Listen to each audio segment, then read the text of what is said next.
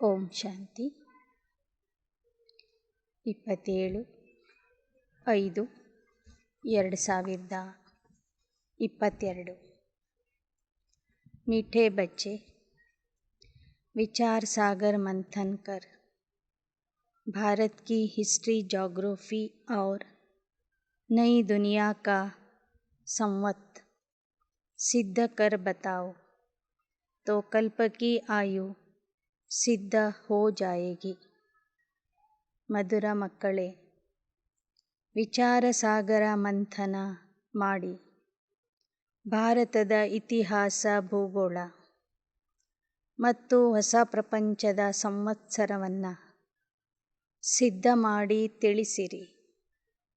ಆಗ ಇಡೀ ಕಲ್ಪದ ಅವಧಿ ಎಷ್ಟಿದೆ, ಕಾಲಚಕ್ರದ ಅವಧಿ ಎಷ್ಟಿದೆ ಅನ್ನೋದು ತಾನಾಗಿ ಸಿದ್ಧ ಆಗುವುದು. प्रश्न: तुम बच्चों को अभी कौन सी धुन लगी हुई है जो मनुष्यों से भिन्न है? ಮಕ್ಕಳಿಗೆ ಈಗ ಯಾವ ಧ್ಯಾಸ ಹಿಡಿದಿದೆ?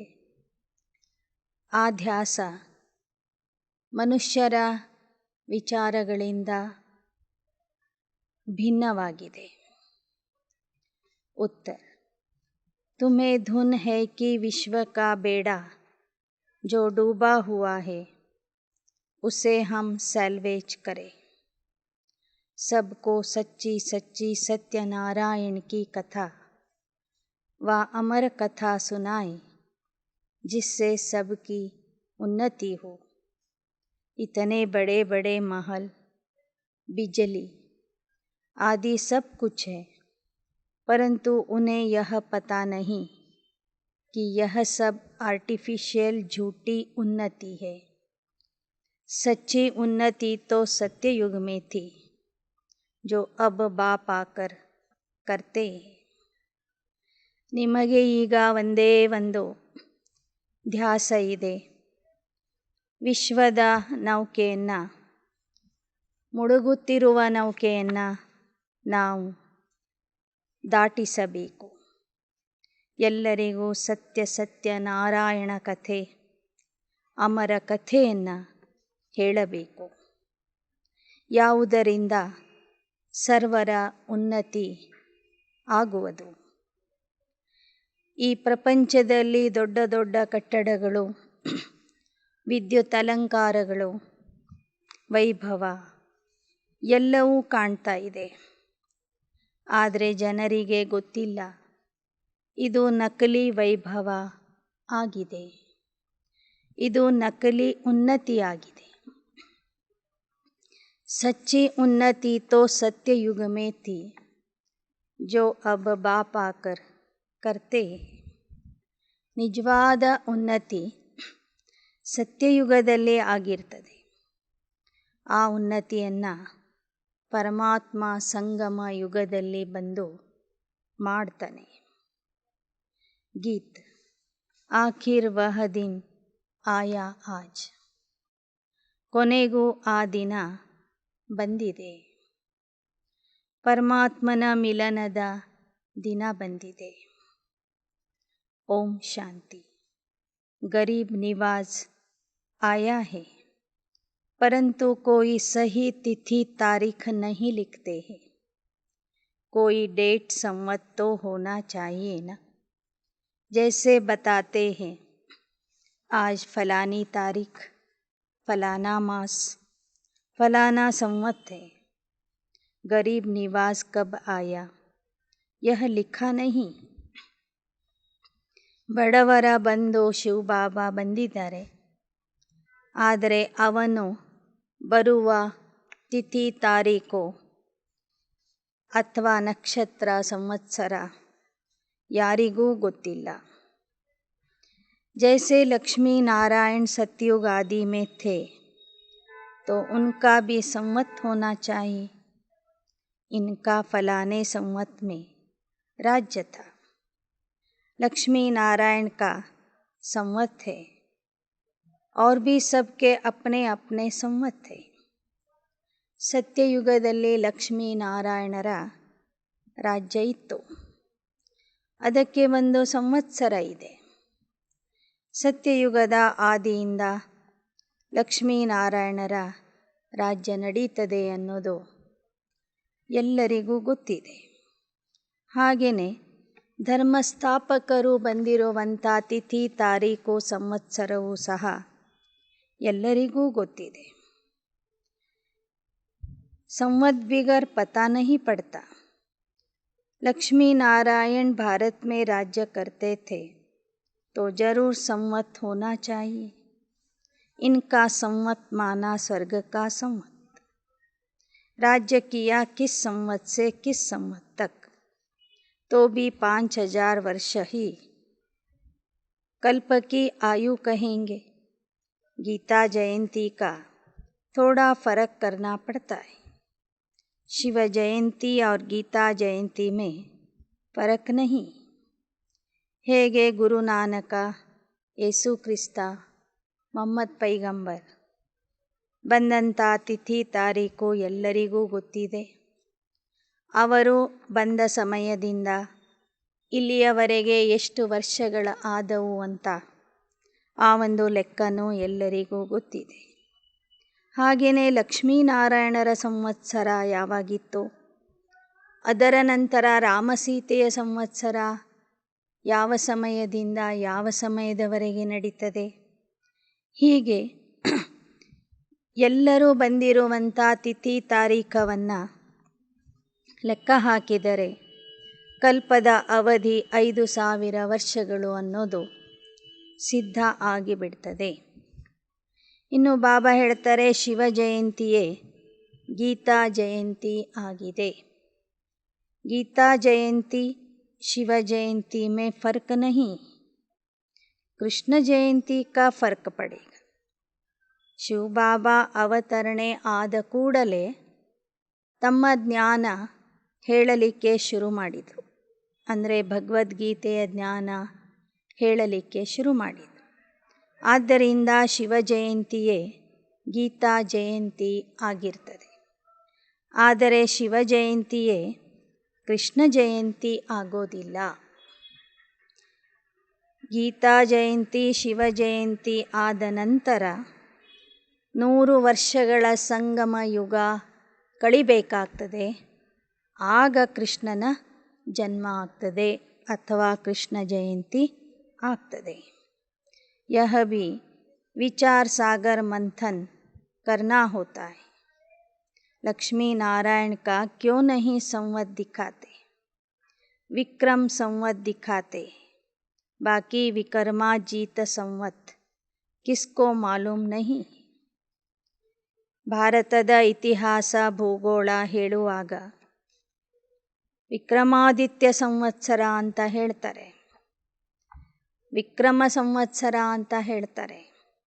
ಆದರೆ ಅದಕ್ಕೂ ಮೊದಲು ಇದ್ದಂತಹ ವಿಕರ್ಮಾಜೀತ ಸಂವತ್ಸರ ಅಂದರೆ ಸತ್ಯ ತ್ರೇತಾಯುಗದ ಲೆಕ್ಕ ಯಾರೂ ಹೇಳೋದಿಲ್ಲ, ಅದು ಯಾರಿಗೂ ಗೊತ್ತೂ ಇಲ್ಲ ಅಂತ ಬಾಬಾ ಹೇಳ್ತಾರೆ. ಭಾರತ್ ಕಿ ಹಿಸ್ಟ್ರಿ जोग्राफी नई दुनिया का संवत भी दिखाना चाहिए. नई दुनिया में आदि सनातन देवताओं का राज्य था, उनका संवत कहेंगे. हिसाब करेंगे तो 5000 वर्ष हुआ. यह सिद्ध कर बताने से कल्प की आयु सिद्ध हो जाएगी और लाखों वर्ष जो लिखा है वह झूठा हो जाएगा. ಬಾಬಾ ಹೇಳ್ತಾರೆ, ನೀವು ಜನರಿಗೆ ತಿಳಿಸಿ, ಮೊದಲಿನ 2500 ವರ್ಷಗಳವರೆಗೆ ದೇವತೆಗಳ ಸಂವತ್ಸರ ಇತ್ತು, ದೇವತೆಗಳ ರಾಜ್ಯ ಇತ್ತು. ನಂತರದ 2500 ವರ್ಷಗಳಲ್ಲಿ ಇತರ ಧರ್ಮಸ್ಥಾಪಕರು ಬಂದು ತಮ್ಮ ಧರ್ಮಗಳನ್ನು ಸ್ಥಾಪನೆ ಮಾಡಿದರು. ಅವರ ಧರ್ಮ ಸ್ಥಾಪನೆಯ ದಿನದಿಂದ ಅವರ ಸಂವತ್ಸರವನ್ನು ಲೆಕ್ಕ ಮಾಡ್ತಾರೆ. तो मनुष्य सृष्टि का बीज रूप सृष्टि के आदि मध्य अंत्य को जानने वाला है. लक्ष्मी नारायण की डिनास्टी को 5000 वर्ष हुआ। 3750 वर्ष राम सीता को हुए। फिर आगे डिनास्टी चली। फिर विक्रम संवत शुरू होता।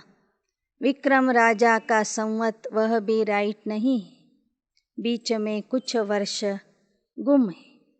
होना चाहिए 2500 ವರ್ಷ. ಜನರಿಗೆ ನೀವು ತಿಳಿಸ್ರಿ, ಲಕ್ಷ್ಮೀನಾರಾಯಣರ ವಂಶ 1250 ವರ್ಷಗಳವರೆಗೆ ನಡೀತದೆ. ನಂತರ 1250 ವರ್ಷಗಳವರೆಗೆ ರಾಮಸೀತೆಯ ರಾಜ್ಯವಂಶ ನಡೀತದೆ. ನಂತರ 2500 ವರ್ಷ ಕಳೆದ ನಂತರ ವಿಕ್ರಮಾದಿತ್ಯ ರಾಜನಿಂದ ವಿಕ್ರಮ ಸಂವತ್ಸರ ಪ್ರಾರಂಭವಾಗ್ತದೆ. ದ್ವಾಪರದ ಪ್ರಾರಂಭದಲ್ಲಿನೇ, ಅಂದರೆ ಆದಿಯಲ್ಲಿನೇ ವಿಕ್ರಮಾದಿತ್ಯ ರಾಜ ಬರೋದಿಲ್ಲ. ಅಲ್ಲಿ ಸ್ವಲ್ಪ ಸಮಯದ ವ್ಯತ್ಯಾಸ ಇರ್ತದೆ. ವಾಸ್ತವಿಕವಾಗಿ ಸತ್ಯತ್ರೇತಾಯುಗ 2500 ವರ್ಷಗಳು, ದ್ವಾಪರ ಕಲಿಯುಗ 2500 ವರ್ಷಗಳು. ಅಂದರೆ ಇಡೀ ಕಲ್ಪದ ಅವಧಿ 5000 ವರ್ಷಗಳು ಅಂತ ನೀವು ಸಿದ್ಧ ಮಾಡಿ ಹೇಳಬಹುದು. इस्लामी बौद्धि का भी थोड़ा समय पीछे शुरू होता है. इन्होंने 2000 वर्ष से अपना संवत दिया है. ನಂತರ ಕ್ರಿಸ್ತ ಬಂದ ಸಮಯದಿಂದ ಲೆಕ್ಕ ಶುರು ಮಾಡ್ತಾರೆ. ಕ್ರಿಸ್ತ ಬಂದು ಇವತ್ತಿಗೆ 2022 ವರ್ಷಗಳು ಆಗಿವೆ. ಅದಕ್ಕೂ ಮುಂಚೆ ಇಸ್ಲಾಂ ಧರ್ಮ, ಬೌದ್ಧಿ ಧರ್ಮದ ಸ್ಥಾಪನೆ ಆಯಿತು. ಅವರ ಲೆಕ್ಕ ಇವರ ಲೆಕ್ಕದಕ್ಕಿಂತ ಜಾಸ್ತಿ ಇರಬೇಕಿತ್ತು. ಆದರೆ ಅವರು ತಮ್ಮ ಸಂವತ್ಸರಗಳ ಲೆಕ್ಕವನ್ನು ಸರಿಯಾಗಿ ಕೊಟ್ಟಿಲ್ಲ ಅಂತ ಹೇಳ್ತಿದ್ದಾರೆ ಬಾಬಾ. ಸ್ವಲ್ಪ ಹಿಂದೆ ಮುಂದೆ ಮಾಡಿದ್ದಾರೆ. सीडी के चित्र में संवत लिखा हुआ है.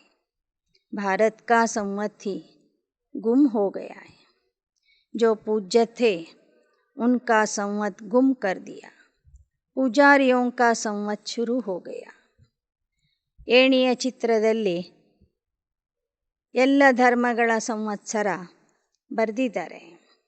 ಭಾರತದ ವಿಕರ್ಮ ಸಂವತ್ ಅಥವಾ ಸಂವತ್ಸರ ಪ್ರಾರಂಭ ಆಗುವುದು ದ್ವಾಪರ ಯುಗದಿಂದ. ಮೊದಲು ವಿಕರ್ಮಾಜೀತ ಸಂವತ್ಸರ ಇತ್ತು. ಅದು ಪೂಜ್ಯ ದೇವತೆಗಳ ಸಂವತ್ಸರ ಆಗಿತ್ತು. ನಂತರ ಪೂಜಾರಿಗಳ ಸಂವತ್ಸರ ಪ್ರಾರಂಭವಾಗ್ತದೆ. देखो अशोक पिल्लर कहते, द्वापर में तो अशोक कोई होता नहीं.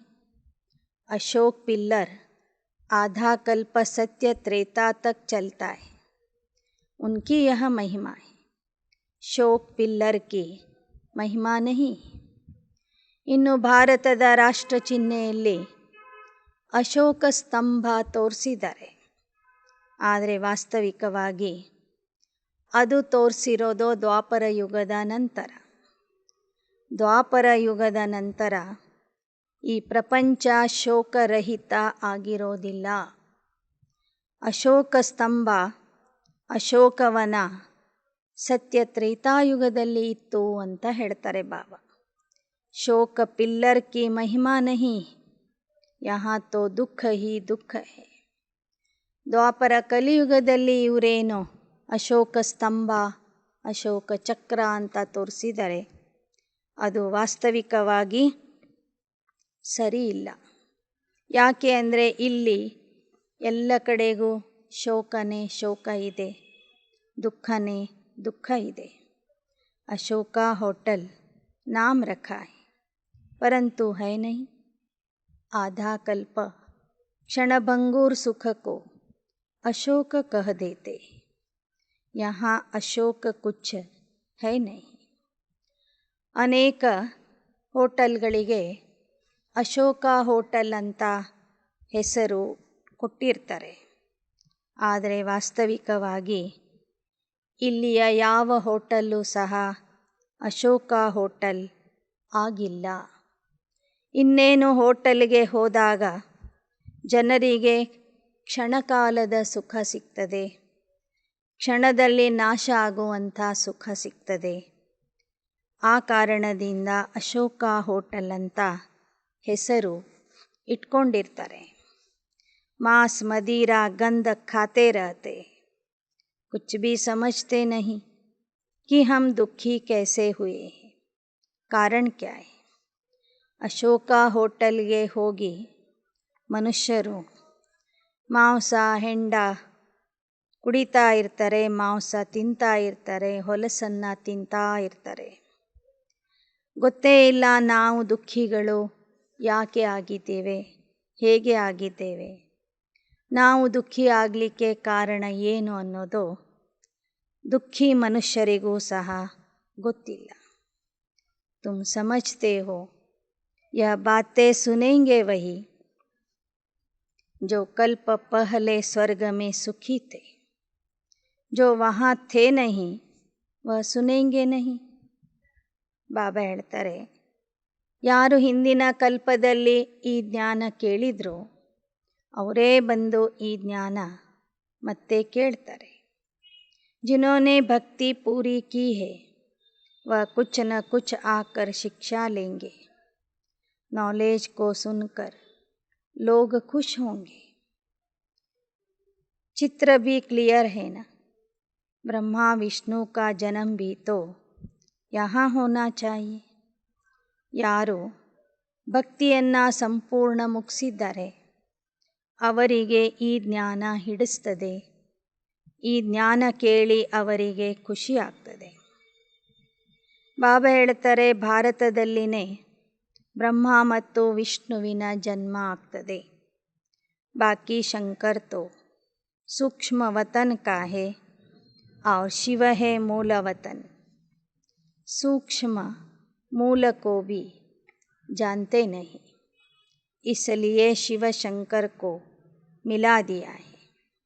ಬ್ರಹ್ಮ ಮತ್ತು ವಿಷ್ಣು ಸಾಕಾರ ಪ್ರಪಂಚದಲ್ಲಿ ಜನ್ಮ ತಾಳ್ತಾರೆ. ಶಂಕರ ಸೂಕ್ಷ್ಮವತನ ನಿವಾಸಿಯಾಗಿದ್ದಾನೆ, ಶಿವ ಮೂಲವತನದ ನಿವಾಸಿ ಆಗಿದ್ದಾನೆ. ಮೂಲವತನವಾಸಿ ಶಿವನಿಗೂ ಜನ ತಿಳ್ಕೊಂಡಿಲ್ಲ, ಸೂಕ್ಷ್ಮವತನವಾಸಿ ಶಂಕರನ ಬಗ್ಗೆನೂ ತಿಳ್ಕೊಂಡಿಲ್ಲ. ಆದ್ದರಿಂದ ಇಬ್ಬರನ್ನು ಒಂದು ಮಾಡಿಬಿಟ್ಟಿದ್ದಾರೆ. ಶಿವ ಹೇ ಪರಮ ಪಿತಾ ಪರಮಾತ್ಮ, ಶಂಕರ್ ಹೇ ದೇವತಾ. दोनों को मिला न सके. अभी तुम बच्चों को कितनी समझ मिली है, कितना नशा चढ़ा रहता है.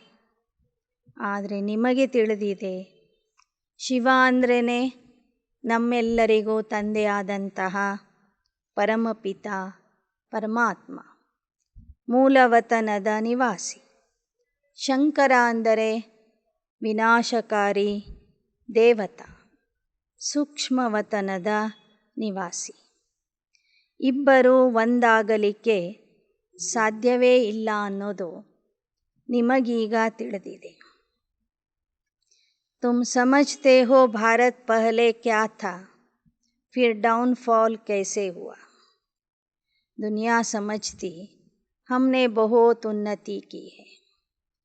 ನಿಮಗೀಗ ತಿಳಿದಿದೆ ಭಾರತ ಮೊದಲು ಹೇಗಿತ್ತು, ಎಷ್ಟು ಉನ್ನತಿಯಲ್ಲಿ ಇತ್ತು, ನಂತರ ಹೇಗೆ ಅಧೋಗತಿ ಆಗಿದೆ ಅಂತನೂ ನಿಮಗೆ ಈಗ ಗೊತ್ತಾಗಿದೆ. ಜನ ತಿಳ್ಕೊಂಡಿದ್ದಾರೆ ಜಗತ್ತು ಈಗ ಬಹಳ ಉನ್ನತಿಯಲ್ಲಿ ಇದೆ ಅಂತ. आगे इतने बड़े महल बिजली आदि कुछ नहीं था. अभी बहुत उन्नति में जा रहे, क्योंकि उनको पता नहीं कि यह आर्टिफिशियल झूठी उन्नति है. ಬಾಬಾ ಹೇಳ್ತಾರೆ, ಇಲ್ಲಿಯ ಕಟ್ಟಡಗಳು, ವಿದ್ಯುತ್ ಅಲಂಕಾರಗಳು, ವಿದ್ಯುತ್ ಶಕ್ತಿಯ ಸಾಧನಗಳು, ಇವುಗಳನ್ನು ನೋಡಿ ಜನ ತಿಳ್ಕೊಂಡಿದ್ದಾರೆ ದಿನೇ ದಿನೇ ಜಗತ್ತು ಉನ್ನತಿಯ ಕಡೆಗೆ ಹೋಗ್ತಾ ಇದೆ ಅಂತ. ಆದರೆ ಅವರಿಗೆ ಈ ವಿಚಾರ ಗೊತ್ತಿಲ್ಲ. ಇದು ನಕಲಿ ಉನ್ನತಿಯಾಗಿದೆ, ಇದು ನಕಲಿ ವೈಭವ ಆಗಿದೆ. ಸಚ್ಚಿ ಉನ್ನತಿ ತೋ ಸತ್ಯುಗ್ ಮೇ ಥಿ. ನಿಜವಾದ ಉನ್ನತಿ ಅಥವಾ ಸದ್ಗತಿ ನಮಗೆ ಸತ್ಯಯುಗದಲ್ಲಿ ಸಿಕ್ಕಿತ್ತು. यह समझाना है, वे अपनी धुन में है, तुम अपनी धुन में हो.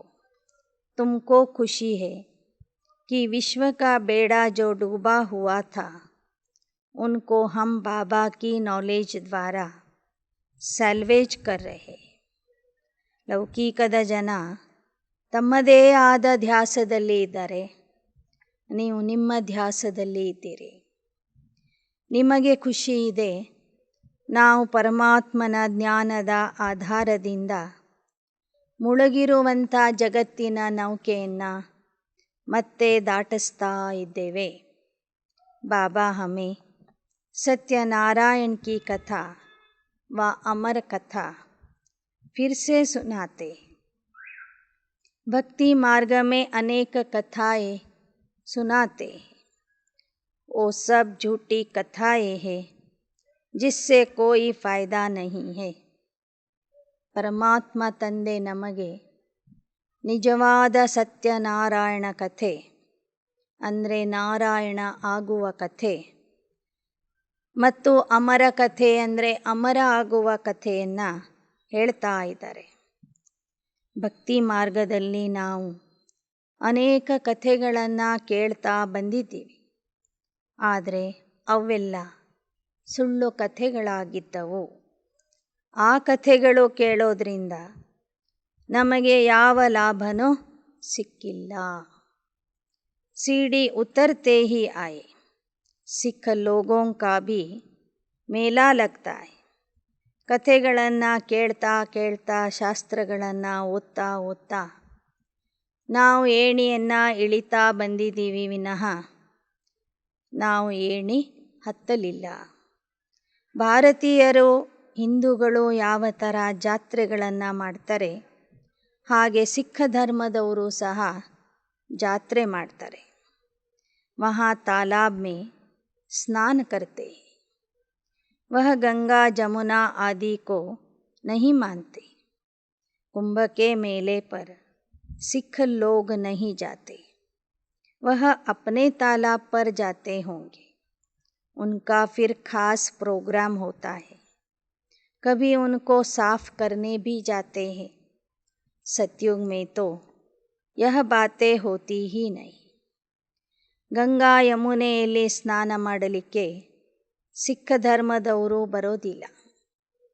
ಕುಂಭಮೇಳದಲ್ಲಿಯೂ ಸಹ ಅವರು ಭಾಗ ವಹಿಸೋದಿಲ್ಲ. ಅವರದ್ದೇ ಒಂದು ಕಾರ್ಯಕ್ರಮ ಇದ್ದಾಗ ಅಮೃತ್ಸರದಲ್ಲಿ ಇರುವಂತಹ ಕೆರೆಯಲ್ಲಿ ಸರೋವರದಲ್ಲಿ ಅವರು ಸ್ನಾನ ಮಾಡ್ತಾರೆ. ಒಮ್ಮೊಮ್ಮೆ ಆ ಕೆರೆಯನ್ನು ಎಲ್ಲರೂ ಸೇರಿ ಸ್ವಚ್ಛ ಮಾಡ್ತಾರೆ. सत्ययुग में यह बातें होती नहीं. सतयुग में नदियाँ आदि बिल्कुल साफ हो जाएंगी. ಕಲಿಯುಗದಲ್ಲಿ ನದಿಗಳು ಮಲಿನ ಆಗಿವೆ, ಕೆರೆಗಳು ಹೊಲಸಾಗಿವೆ. ಆದರೆ ಸತ್ಯಯುಗದಲ್ಲಿ ಕೆರೆಗಳು ಹೊಲಸಾಗೋದಿಲ್ಲ, ನದಿಗಳು ಹೊಲಸು ಆಗೋದಿಲ್ಲ. वहाँ कभी गंगा जमुना में गंद कीचड़ा नहीं पड़ता. वहाँ के गंगा जल और यहाँ के गंगा जल में रात दिन का फ़र्क है. ಸತ್ಯಯುಗದಲ್ಲಿ ಗಂಗಾ ಯಮುನಾ ನದಿಗಳಲ್ಲಿ ಯಾರೂ ಕಸ ಹಾಕೋದಿಲ್ಲ, ನದಿಗಳು ಹೊಲಸಾಗೋದಿಲ್ಲ. ಅಲ್ಲಿಯ ಗಂಗಾ ನೀರು ಮತ್ತು ಇಲ್ಲಿಯ ಗಂಗಾ ನೀರಿನಲ್ಲಿ ರಾತ್ರಿ ಹಗಲಿನಷ್ಟು ವ್ಯತ್ಯಾಸ ಇದೆ. यहाँ बहुत कीचड़ा पड़ता है. वहाँ तो हर एक चीज़ फर्स्ट क्लास होती है. ಬಾಬಾ ಹೇಳ್ತಾರೆ, ಇಲ್ಲಿ ಎಲ್ಲ ಕಸವನ್ನು ತೆಗೆದುಕೊಂಡು ನದಿಯಲ್ಲಿ ಹಾಕಿಬಿಡ್ತಾರೆ. ಆದರೆ ಅಲ್ಲಿ ಕಸನೇ ಇರೋದಿಲ್ಲ, ಹೊಲಸೂ ಇರೋದಿಲ್ಲ. ಪ್ರತಿಯೊಂದು ವಸ್ತು ಫಸ್ಟ್ ಕ್ಲಾಸ್ ಆಗಿರ್ತದೆ. बच्चों को खुशी है कि हमारी राजधानी ऐसी होगी. ಈಗ ನಮಗೆ ಖುಷಿ ಆಗ್ತಾ ಇದೆ, ನಮ್ಮ ರಾಜಧಾನಿ ಈ ಥರ ನಂಬರ್ 1 ಫಸ್ಟ್ ಕ್ಲಾಸ್ ರಾಜಧಾನಿ ಆಗಿರ್ತದೆ ಅಂತ. फिर से श्रीमत पर हम स्वर्ग की स्थापना कर रहे. तुम जानते हो कि हम लक्ष्मी नारायण के राज्य में थे. उससे पहले शांति धाम में कैसे रहते थे. ನಮಗೆ ತಿಳಿದಿದೆ, ನಾವು ಸತ್ಯಯುಗದಲ್ಲಿ ಲಕ್ಷ್ಮೀನಾರಾಯಣರ ರಾಜ್ಯದಲ್ಲಿ ಇದ್ವಿ.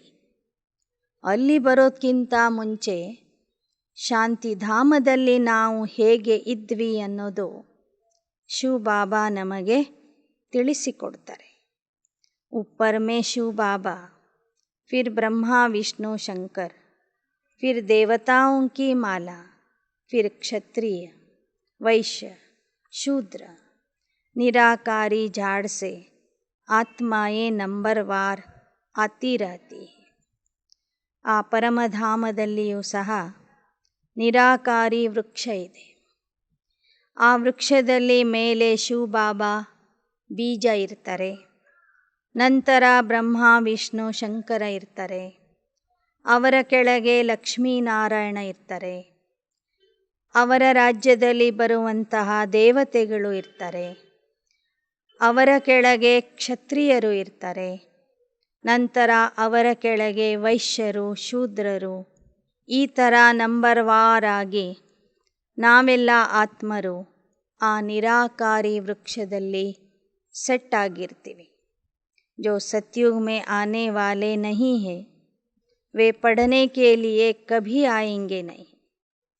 ಯಾರು ಸತ್ಯಯುಗದಲ್ಲಿ ಬರೋದಿಲ್ಲವೋ ಅವರು ಇಲ್ಲಿ ಅಭ್ಯಾಸ ಮಾಡಲಿಕ್ಕೆ, ಜ್ಞಾನ ಕೇಳಲಿಕ್ಕೆ ಬರೋದಿಲ್ಲ. ಹಿಂದೂ धर्म ही जैसे अलग हो पड़ा है. किसको पता नहीं कि आदि सनातन देवता धर्म था. वह धर्म कैसे और कब ಸ್ಥಾಪನ हुआ. ದೇವತಾ ಧರ್ಮದಲ್ಲಿ ಬರುವಂಥವರೇ ಬೇರೆ. ದ್ವಾಪರ ಯುಗದಿಂದ ಹಿಂದೂ ಧರ್ಮದಲ್ಲಿ ಬರುವಂಥ ಆತ್ಮರೇ ಬೇರೆ ಇದ್ದಾರೆ. ಹೀಗಾಗಿ ಹಿಂದೂ ಧರ್ಮನೇ ಬೇರೆ ಆಗಿಬಿಡ್ತು. ದೇವತಾ ಧರ್ಮದ ಹೆಸರು ಸಹ ಮರೆತುಬಿಟ್ರು. ಯಾರಿಗೂ ಗೊತ್ತಿಲ್ಲ ದೇವತಾ ಧರ್ಮ ಯಾವಾಗ ಹೇಗೆ ಸ್ಥಾಪನೆ ಆಗಿತ್ತು ಅಂತ. ತುಮಕೋ ಅಬ್ ಯಹ ನಾಲೆಜ್ दी गई. ದೇವತಾಯೇ ಹೇ ಮುಖ್ಯ, ಜಿನ್ಕಿ ಪೂಜಾ ಹೋತಿ ಹೇ. ಆದರೆ ದೇವತಾ ಧರ್ಮದ ಸಂಪೂರ್ಣ ಜ್ಞಾನ ಬಾಬಾ ಮಕ್ಕಳಿಗೆ ತಿಳಿಸಿದ್ದಾರೆ. ದೇವತೆಗಳೇ ಈ ಸೃಷ್ಟಿ ನಾಟಕದಲ್ಲಿ ಮುಖ್ಯ ಪಾತ್ರಧಾರಿಗಳು ಆಗಿದ್ದಾರೆ. ಜಿನ್ಕಿ ಪೂಜಾ ಹೋತಿ. ಆ ದೇವತೆಗಳನ್ನು ಭಕ್ತರು ಪೂಜಿಸುತ್ತಾ ಬಂದಿದ್ದಾರೆ. वास्तव में महिमा सारी एक पूज्य की होनी चाहिए. भक्ति मार्ग में सबको पूजते रहते, मंदिरों में जाकर पूजा करते, परंतु उनको जानते बिल्कुल ही नहीं.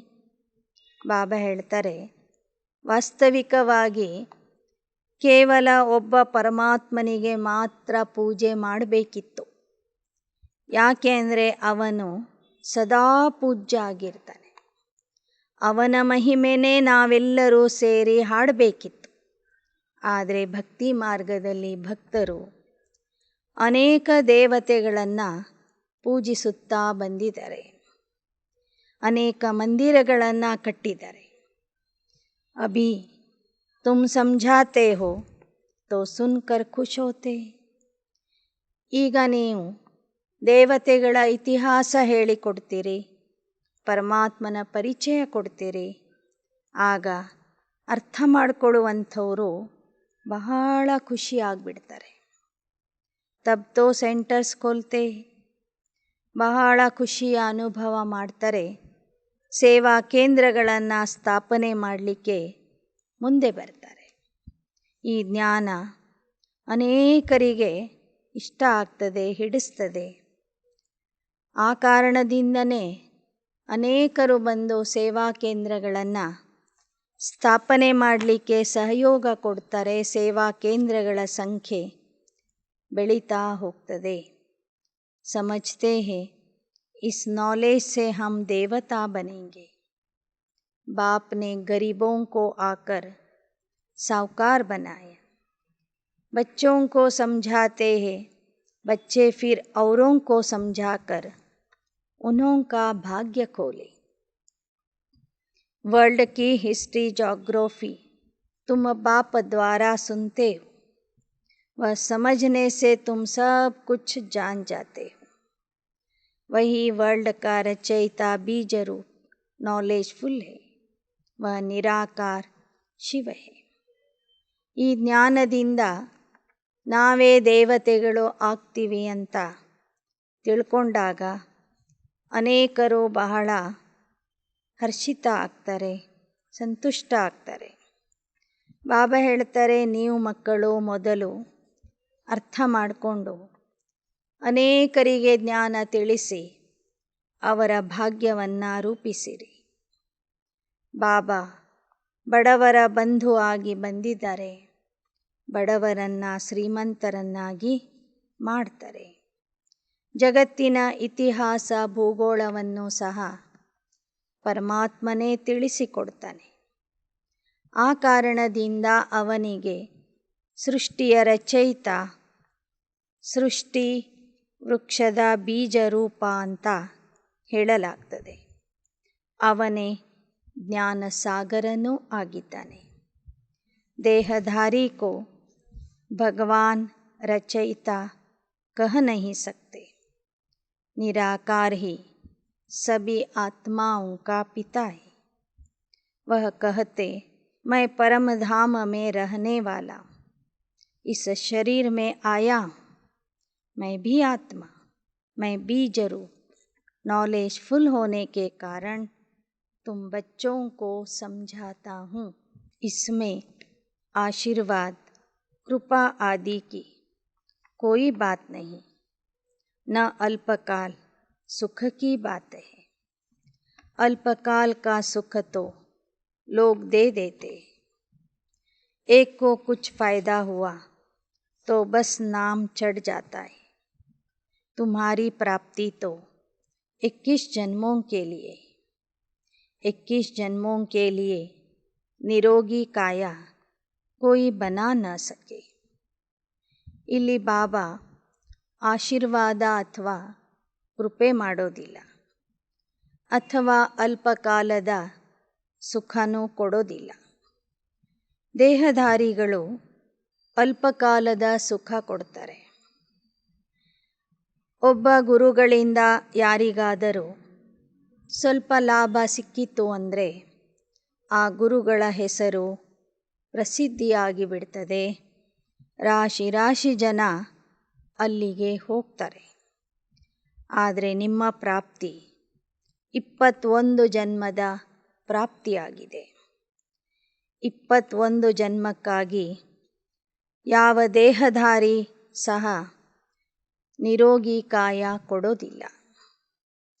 ಪರಮಾತ್ಮ ತಂದೆ ನಮಗೆ 21 ಜನ್ಮಕ್ಕಾಗಿ ಸುಖ, ಶಾಂತಿ, ಆಯುಷ್ಯ, ಆರೋಗ್ಯ ಎಲ್ಲವನ್ನೂ ಕೊಡ್ತಾರೆ.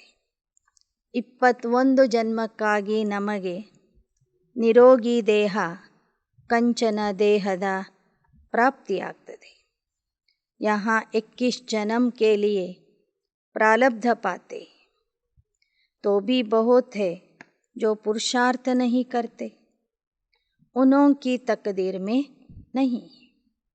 ಇಲ್ಲಿ ನಮಗೆ 21 ಜನ್ಮದ ಪ್ರಾರಬ್ಧ ಸಿಗ್ತಾ ಇದೆ. ಆದರೂ ಸಹ ಅನೇಕರು ಆ ಪ್ರಾರಬ್ಧಕ್ಕಾಗಿ ಪುರುಷಾರ್ಥ ಮಾಡ್ತಿಲ್ಲ. ಆಗ ಅವರ ಭಾಗ್ಯದಲ್ಲಿ ಇಲ್ಲ ಅಂತಲೇ ಹೇಳಬೇಕಾಗ್ತದೆ. उस पढ़ाई में कभी अलग टीचर भी मिल जाते, यहाँ तो एक ही टीचर है, एक समान पढ़ाते हैं. ಹೊರಗಿನ ಲೌಕಿಕದ ವಿದ್ಯಾಭ್ಯಾಸದಲ್ಲಿ ಕೆಲವರು ಸ್ಪೆಷಲ್ ಟ್ಯೂಷನ್ಗೆ ಹೋಗ್ತಾರೆ. ಮನೆಗೆ ಶಿಕ್ಷಕರನ್ನು ಕರೆಸಿ ಅವರಿಂದ ಹೆಚ್ಚಿನ ವಿದ್ಯೆಯನ್ನು ಕಲಿತಾರೆ. ಆದರೆ ಇಲ್ಲಿ ಶಾಲೆನೂ ಒಂದೇ, ಶಿಕ್ಷಕನೂ ಒಂದೇ, ಪಾಠನೂ ಒಂದೇ ಸಮಾನವಾಗಿ ಶಿವಬಾಬಾ ಎಲ್ಲರಿಗೂ ಓದಿಸ್ತಾರೆ. यहाँ नॉलेज तो एक है, हर एक को उठाने पर मदार है. यह भी एक कहानी है जिसमें सारा राज आ जाता है. ಇಲ್ಲಿ ಜ್ಞಾನ ಅಂತೂ ಒಂದೇ ಇದೆ. ಅದನ್ನು ಯಾರು ಎಷ್ಟು ಧಾರಣೆ ಮಾಡಿಕೊಳ್ತಾರೋ ಅಷ್ಟು ಅವರು ಉನ್ನತ ಪದವಿಗೆ ಹೋಗ್ತಾರೆ. ಇದು ಒಂದು ಕಥೆನೇ. ಈ ಕಥೆಯಲ್ಲಿ ಜೀವನದ ರಹಸ್ಯ, ಸೃಷ್ಟಿ ನಾಟಕದ ರಹಸ್ಯ ಅಡಗಿದೆ. ಬಾಬಾ सत्यनारायण की कथा सुनाते हैं. तुम तिथि तारीख सब सुना सकते. कोई सत्यनारायण की कथा सुनाने वाले नामी ग्रामी होंगे. उनको सारी कथा कंठ हो जाती. तुम फिर यह सच्ची सत्यनारायण की कथा ಕಂಠ ಕರ್ ಲೋ. ಬಹುತ್ ಸಹಜ.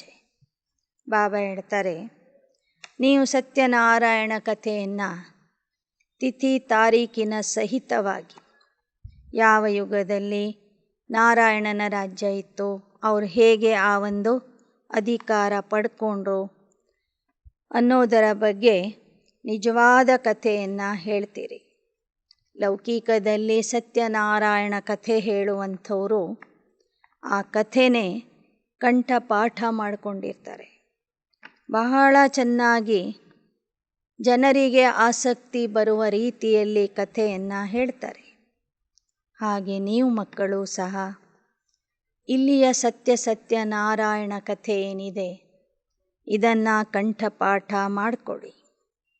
ಬಾಪ್ ಕಹತೆ ಮನ್ ಮನಾ ಭವ, ಫಿರ್ ಬೈಠ್ लक्ष्मी नारायण की हिस्ट्री समझाओ. आओ तो हम आपको समझावे कि बाप कैसे संगम युग पर आते हैं, ब्रह्मा तन में आकर सुनाते. ಬಾಬಾ ಹೇಳ್ತಾರೆ, ಜನರಿಗೆ ತಿಳಿಸಿರಿ. ಈ ಸತ್ಯನಾರಾಯಣ ಕಥೆಯ ಸಾರ ಒಂದೇ ಶಬ್ದದಲ್ಲಿ ಇದೆ, ಮನ್ಮನಾಭವ. ಬಂದು ತಾವು ತಿಳ್ಕೊಳ್ಳಿ, ಲಕ್ಷ್ಮೀನಾರಾಯಣರ ರಾಜ್ಯ ಹೇಗೆ ಯಾರಿಂದ ಸ್ಥಾಪನೆ ಆಗ್ತದೆ ಅಂತ. ಪರಮಾತ್ಮ ಸಂಗಮ ಯುಗದಲ್ಲಿ ಬಂದು ಹೇಗೆ ಬ್ರಹ್ಮರವರ ಮೂಲಕ ಬ್ರಹ್ಮ ಮುಖವಂಶಾವಳಿ ಬ್ರಾಹ್ಮಣರನ್ನು ರಚಿಸ್ತಾರೆ ಅಂತನೂ ತಿಳಿಸ್ರಿ. ಜೋ ಬ್ರಾಹ್ಮಣ ಹಿ ಫಿರ್ ದೇವತಾ ಬಂತೆ, यह 84 ಜನ್ಮೋं की ಕಹಾನಿ. ಆ ಬ್ರಾಹ್ಮಣರೇ ಮುಂದೆ ದೇವತೆಗಳಾಗ್ತಾರೆ. ದೇವತೆಗಳು 84 ಜನ್ಮಗಳಲ್ಲಿ ಬರ್ತಾರೆ. ಇದು ಲಕ್ಷ್ಮೀನಾರಾಯಣರ 84 ಜನ್ಮಗಳ ಕಥೆ ಆಗಿದೆ ಅಂತ ಜನರಿಗೆ ತಿಳಿಸಿರಿ. ಜಿತನಾ ಮುझे ಯಾದ್ ಕರೆಂಗೆ ಖಾದ್ ನಿಕ್ಲೇಗಿ, ಉತನಾ ಊಂಚ ಪದ್ ಪಾಯೆಂಗೆ. ಎಷ್ಟೆಷ್ಟು ನೀವು ಈ ಸತ್ಯನಾರಾಯಣ ಕಥೆಯನ್ನು ಹೆಚ್ಚಿನ ಜನರಿಗೆ ತಿಳಿಸ್ತಾ ಹೋಗ್ತೀರಿ, ನನ್ನನ್ನು ನೆನಪು ಮಾಡ್ತೀರಿ, ಅಷ್ಟೇ ಆತ್ಮದಲ್ಲಿ ಇರುವಂಥ ಕಲ್ಮಶ ಪಾಪ ಎಲ್ಲ ಹೋಗಿಬಿಡ್ತದೆ. ನೀವು ಉನ್ನತ ಪದವಿಯನ್ನು ಭವಿಷ್ಯದಲ್ಲಿ ಪಡ್ಕೊಳ್ತೀರಿ. घड़ी घड़ी यह सत्यनारायण की कथा सुनाते रहो. वह है झूठी, यह है सच्ची. सेंटर पर भी सत्यनारायण की कथा सुनाते रहो व मुरली सुनाते रहो तो बहुत सहज है. कोई भी सेंटर चला सकते हैं, परंतु फिर लक्षण भी अच्छे चाहिए. ಸೇವಾ ಕೇಂದ್ರದಲ್ಲೂ ಸಹ ಬಂದವರಿಗೆ ಈ ಸತ್ಯನಾರಾಯಣ ಕಥೆ ಹೇಳ್ತಾ ಹೋಗ್ರಿ ಅಥವಾ ಮುರಳಿಯನ್ನು ಓದಿ ತಿಳಿಸಿರಿ. ಯಾವ ಮಕ್ಕಳು ಸೇವಾಧಾರಿಗಳು ಇದ್ದಾರೆ, ನಿಶ್ಚಯ ಬುದ್ಧಿ ಇದ್ದಾರೆ, ಅವರು ಸೇವಾ ಕೇಂದ್ರಗಳನ್ನು ಸಂಭಾಲನೆ ಮಾಡಬಹುದು. ಸೇವಾ ಕೇಂದ್ರದ ಸಂಭಾಲನೆ ಮಾಡುವಂಥವರ ಲಕ್ಷಣಗಳು ಬಹಳ ಚೆನ್ನಾಗಿ ಇರಬೇಕು. एक दो में लून पानी नहीं होना चाहिए. आपस में मीठे होकर नहीं चलते तो आबरू गंवाते. बाप कहते मेरी निंदा कराएंगे तो ऊंच पद नहीं पा सके. ಪರಸ್ಪರರಲ್ಲಿ ನೀವು ಉಪ್ಪು ನೀರು ಆಗಬಾರದು, ಹಾಲು ಜೇನು ಆಗಿ ಬಹಳ ಮಧುರತೆಯಿಂದ ನಡ್ಕೋಬೇಕು. ಆ ಥರ ನೀವು ನಡ್ಕೊಳ್ಳಿಲ್ಲ ಅಂದರೆ ತಂದೆಯ ಮರ್ಯಾದೆಯನ್ನು ಕಳೀತೀರಿ, ತಂದೆಯ ನಿಂದನೆಗೆ ಕಾರಣ ಆಗ್ತೀರಿ. ಅಂಥವ್ರಿಗೆ ಉನ್ನತ ಪದವಿ ಸಿಗೋದಿಲ್ಲ. उन गुरुओं ने फिर अपने लिए कह दिया कि अब तो वह कोई ठौर बताते नहीं. ठौर बताने वाला एक ही है. उसकी निंदा कराएंगे तो ನುಕ್ಸಾನ್ ಕೆ ಭಾಗಿ ಬನ್ ಜಾಯೆಂಗೆ. ಗುರುವಿನ ನಿಂದಕನಿಗೆ ಮೂರೂ ಲೋಕದಲ್ಲಿ ಸ್ಥಾನ ಇಲ್ಲ ಅಂತ ಶಿವ ಬಾಬಾ ಹೇಳ್ತಾರೆ. ಅದನ್ನೇ ದೇಹಧಾರಿ ಗುರುಗಳು ತಮ್ಮ ಬಗ್ಗೆ ಹೇಳ್ಕೊಳ್ತಿದ್ದಾರೆ. ದೇಹಧಾರಿ ಗುರುಗಳ ನಿಂದನೆ ಮಾಡಿದರೆ ಅವರ ಶಿಷ್ಯರಿಗೆ ಯಾವ ನೆಲೆನೂ ಸಿಗೋದಿಲ್ಲ ಅಂತ ಹೇಳ್ತಿದ್ದಾರೆ. ಆದರೆ ನಿಜವಾದ ಮೂಲ ಸ್ಥಾನ ಯಾವುದು, ನೆಲೆ ಯಾವುದು, ಅಲ್ಲಿಗೆ ಹೋಗುವ ದಾರಿ ಯಾವುದು ಅಂತ ಆ ಗುರುಗಳಿಗೇ ಗೊತ್ತಿಲ್ಲ. ठौर बताने वाला तो एक ही है. उसकी निंदा कराएंगे तो नुकसान के भागी बन जाएंगे. ಆದರೆ ಆ ಗುರಿಯನ್ನು ತೋರಿಸುವಂಥ ಗುರು ಶಿವಬಾಬಾ ಒಬ್ಬರೇ ಆಗಿದ್ದಾರೆ. ಮನೆಯ ದಾರಿ ತೋರಿಸುವಂತಹ ಸದ್ಗುರುವಿನ ನಿಂದನೆಗೆ ಯಾರು ನಿಮಿತ್ತ ಆಗ್ತಾರೆ ಅವರು ತಮಗೆ ತಾವು ಹಾನಿ ಮಾಡಿಕೊಳ್ತಾರೆ, ನುಕ್ಸಾನದ ಭಾಗಿದಾರ ಆಗ್ತಾರೆ. ಪದವಿ ಭ್ರಷ್ಟ ಹೋ ಪಡ್ತಾ ಕಾಲ ಮೋಹ ಕರ್ತೆ ತೋ ಅಪನಿ ಸತ್ಯಾನಾಶ ಕರ್ತೆ. ಪರಮಾತ್ಮನ ನಿಂದನೆಗೆ ಕಾರಣ ಆಗುವಂಥವರು ತಮ್ಮ ಶ್ರೇಷ್ಠ ಪದವಿಯನ್ನು ಕಳ್ಕೊಳ್ತಾರೆ, ಮುಖಕ್ಕೆ ಮಸಿ ಹಚ್ಕೊಳ್ತಾರೆ, ತಮ್ಮ ಸತ್ಯಾನಾಶ ಮಾಡಿಕೊಳ್ತಾರೆ. ऐसे भी हार खा लेते फिर कोई सच्चाई से लिखते कोई झूठ भी बोलते. ಈ ಥರ ಅನೇಕ ಮಕ್ಕಳು ಮಾಯೆಗೆ ಸೋಲ್ತಾರೆ, ಆದರೆ ನಂತರ ಸತ್ಯತೆಯಿಂದ ಬಾಬನಿಗೆ ಪತ್ರ ಬರೀತಾರೆ. ಇನ್ನು ಕೆಲವರು ಬಿದ್ದೋದ್ರೂ ಸಹ ಸುಳ್ಳನ್ನೇ ಹೇಳ್ತಿರ್ತಾರೆ. ಅಗರ್ ಸಚ್ಚಿ ಕಥಾ ಸುನಾತೆ ರಹೆ तो बुद्धि से झूठ निकल जाए. ऐसी चलन नहीं चलनी चाहिए जिससे बाप की निंदा हो. ಬಾಬಾ ಹೇಳ್ತಾರೆ, ಈ ಸತ್ಯ ಕಥೆಯನ್ನು ಹೇಳೋದ್ರಲ್ಲಿ ನೀವು ಬ್ಯುಸಿ ಆಗಿಬಿಟ್ರೆ ನಿಮ್ಮ ಬುದ್ಧಿಯಿಂದ ಈ ಸುಳ್ಳು ಕಥೆಗಳೆಲ್ಲ ಹೋಗಿಬಿಡ್ತವೆ. ನಿಮ್ಮ ವರ್ತನೆಯಿಂದ ತಂದೆಗೆ ನಿಂದನೆ ಆಗಬಾರದು. ಐಸಿ ಅವಸ್ಥಾ ಚಾಹಿಯೆ. ಅಂಥ ಅವಸ್ಥೆ ನಿಮ್ಮಲ್ಲಿ ಇರಬೇಕು. वह जहाँ भी जाते हैं तो ऐसी ही चलन चाहते. खुद भी समझते हैं कि हम सुधर नहीं सकेंगे तो फिर राय दी जाती है घर गृहस्थ में रहो. जब धारणा हो जाए तब फिर सर्विस करना. घर में रहेंगे तो तुम्हारे ऊपर इतना पाप नहीं चढ़ेगा. यहाँ फिर ऐसी कॉमन चलन चलते हैं तो निंदा करा देते. इससे तो गृहस्थ व्यवहार में कमल फूल समान रहना है. ಬಾಬಾ ಹೇಳ್ತಾರೆ, ಸಮರ್ಪಿತ ಮಕ್ಕಳು ಕೆಲವೊಮ್ಮೆ ಸೇವಾ ಕೇಂದ್ರದಲ್ಲಿ ಇದ್ದರೂ ಸಹ ಅವರಲ್ಲಿ ಒಳ್ಳೆ ವರ್ತನೆ ಇರೋದಿಲ್ಲ. ಅಂಥವ್ರಿಗೆ ಬಾಬಾ ಹೇಳ್ತಾರೆ, ನೀವು ಸುಮ್ಮನೆ ಮನೆಗೆ ಇದ್ದು ಮನೆಗೆ ಹೋಗಿ ಅಲ್ಲೇ ಇದ್ಕೊಂಡು ಸೇವೆ ಮಾಡಿರಿ. ಮನೆಯಲ್ಲಿ ಇದ್ದವರು ತಪ್ಪು ಮಾಡಿದರೆ ಅಷ್ಟೊಂದು ಪಾಪ ಬರೋದಿಲ್ಲ ಅವರಿಗೆ.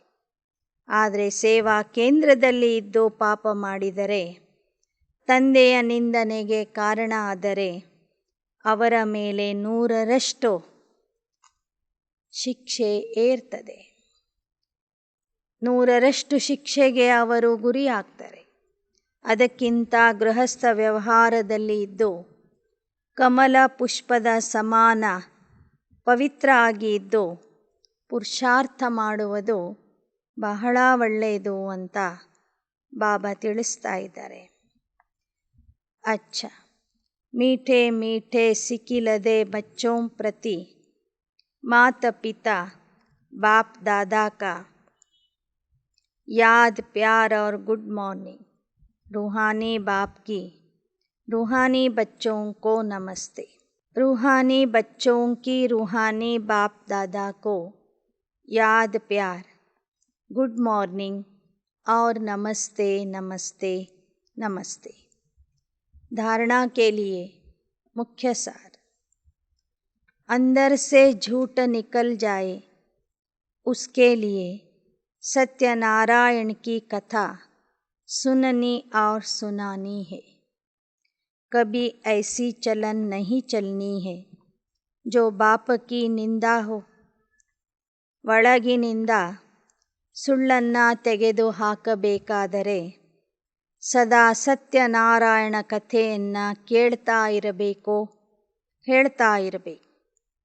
ತಂದೆಗೆ ನಿಂದನೆ ಆಗುವಂತಹ ಯಾವ ವರ್ತನೆಯೂ ನಮ್ಮಲ್ಲಿ ಇರಬಾರದು.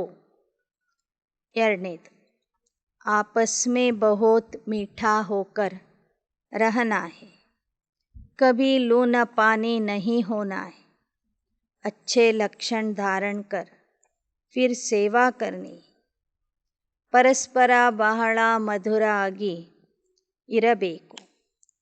ಯಾವತ್ತೂ ಉಪ್ಪು ನೀರು ಆಗಿ ಇರಬಾರದು.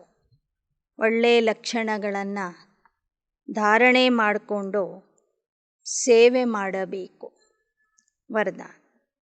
ब्राह्मण जीवन में बधाइयों की पालना द्वारा सदा वृद्धि को प्राप्त करने वाले ಪದ್ಮಾಪದಂ ಭಾಗ್ಯವಾನ್ ಭವ. ಬ್ರಾಹ್ಮಣ ಜೀವನದಲ್ಲಿ ಶುಭಾಶಯಗಳ ಪಾಲನೆಯಿಂದ ಸದಾ ವೃದ್ಧಿಯನ್ನು ಪಡೆದುಕೊಳ್ಳುವಂತಹ ಪದ್ಮಾಪದಂ ಭಾಗ್ಯಶಾಲಿಗಳು ಆಗಿರಿ. संगम पर विशेष खुशियों भरी बधाइयों से ही सर्व ब्राह्मण वृद्धि को प्राप्त कर रहे. ब्राह्मण जीवन की पालना का आधार बधाइयाँ. बाप के स्वरूप में हर समय बधाइयाँ हैं. शिक्षक के स्वरूप में हर समय शाबाश शाबाश का बोल पास विथ ऑनर बना रहा है. सद्गुरु के रूप में हर श्रेष्ठ कर्म की दुआएं सहज और मौज वाली जीवन अनुभव करा रही है. इसलिए पद्मापदम भाग्यवान हो जो भाग्य विधाता भगवान के बच्चे संपूर्ण भाग्य के अधिकारी बन गए. ಸಂಗಮ ಯುಗದಲ್ಲಿ ವಿಶೇಷ ಶುಭಾಶಯಗಳ ಆಧಾರದಿಂದಲೇ ಬ್ರಾಹ್ಮಣ ಪರಿವಾರದ ವೃದ್ಧಿ ಆಗ್ತಾ ಇದೆ. ಬ್ರಾಹ್ಮಣ ಜೀವನದ ಪಾಲನೆಗೆ ಆಧಾರ ತಂದೆ ಹಾಗೂ ಪರಿವಾರದಿಂದ ಸಿಗುವ ಶುಭಾಶಯಗಳಾಗಿವೆ. ತಂದೆಯ ಸ್ವರೂಪದಲ್ಲಿ ಬಾಬಾ ನಿರಂತರವಾಗಿ ಮಕ್ಕಳಿಗೆ ಶುಭಾಶಯಗಳನ್ನು ಕೊಡ್ತಾ ಇರ್ತಾರೆ. ಶಿಕ್ಷಕನ ರೂಪದಲ್ಲಿ ಶಭಾಸ್ ಶಭಾಸ್ ಅಂತ ಹೇಳಿ, ಭಲೆ ನನ್ನ ಮಕ್ಕಳೇ ಭಲೆ, ವಾಹ ವಾಹ ನನ್ನ ಮಕ್ಕಳೇ ವಾಹ ಅಂತ ಹೇಳಿ ಮಕ್ಕಳಲ್ಲಿ ಉತ್ಸಾಹವನ್ನು ತುಂಬಿ ಮಕ್ಕಳನ್ನು ಪಾಸ್ ವಿತ್ ಆನರ್ ಮಾಡಿಸಿಬಿಡ್ತಾರೆ. ಸದ್ಗುರುವಿನ ರೂಪದಲ್ಲಿ ಶ್ರೇಷ್ಠ ಕರ್ಮ ಮಾಡಲಿಕ್ಕೆ ನಿರಂತರವಾಗಿ ಬಾಬಾ ಆಶೀರ್ವಾದಗಳನ್ನು ಕೊಡ್ತಾರೆ. ಆ ಆಶೀರ್ವಾದದ ಬಲದಿಂದ ಮಕ್ಕಳಿಗೆ ಯೋಗಿ ಜೀವನ ಸಹಜ ಜೀವನ ಆಗಿದೆ ಎಂಬ ಅನುಭವ ಆಗ್ತದೆ. ಮೋಜಿನ ಜೀವನದ ಅನುಭವ ಮಾಡ್ತಾರೆ. ಆದ್ದರಿಂದ ಭಾಗ್ಯವಿಧಾತ ತಂದೆಯ ಮಕ್ಕಳು ಪದ್ಮಾಪದಂ ಭಾಗ್ಯಶಾಲಿಗಳು ಆಗಿದ್ದೀರಿ. ಸಂಪೂರ್ಣ ಭಾಗ್ಯದ अधिकारियागिದ್ದೀರಿ. श्लोगन: सच्ची सेवा द्वारा सर्व की आशीर्वाद प्राप्त करने वाले ही तकदीरवान है. ಸತ್ಯ ಸೇವೆಯಿಂದ ಸರ್ವರ ಆಶೀರ್ವಾದವನ್ನು ಪ್ರಾಪ್ತಿ ಮಾಡಿಕೊಳ್ಳುವಂಥ ಮಕ್ಕಳೇ ಭಾಗ್ಯಶಾಲಿ ಮಕ್ಕಳು ಆಗಿರ್ತಾರೆ. अच्छा, ओम शांति, ओम शांति, ओम शांति.